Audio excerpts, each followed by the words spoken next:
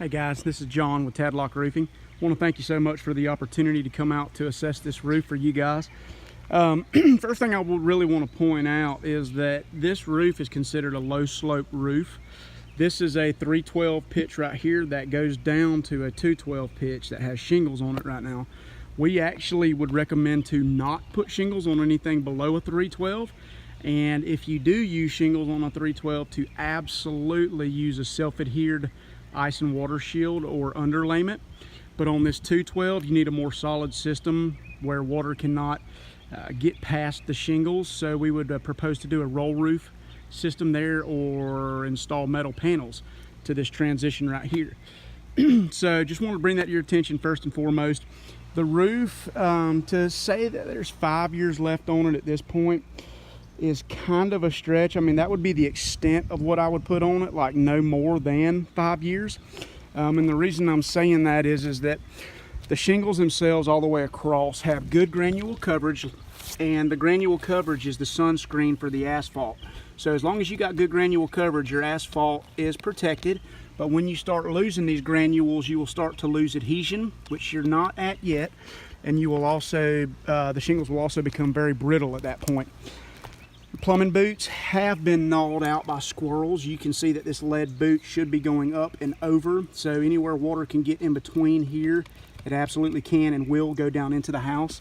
Very minimal or minor, but that is a place where water can get in. I would absolutely recommend to install a cricket or diverter behind this chimney so that any water coming down this plane will not just hit broadside, but rather go to either side of the chimney. Just a better approach for the water. Anything you can do to not disturb the water getting off the roof is much better. So incorporate a small cricket and 2 valleys going to either side would be a much better approach to that, and I believe it's code anyway. And then outside of that, more lead that had been ground or chewed out by the squirrels. They actually do that just to grind their teeth down, file them down. And then this deal over here, and it appears that somebody did a good job on this. They came up and past your transitions right here. So all this looks solid, appears to be done well. So we can propose to leave that alone and just tie in with the shingles down too, just like you see here. So I'm gonna get you guys a number put together for the main roof itself, and then I'll just leave this deal out for right now, and we can always address that later. Here's another illustration of the squirrels. Wow, I don't know that I've ever seen one that bad. You can see that they gnawed the lead all the way down to here, but they also ate the plate out of it.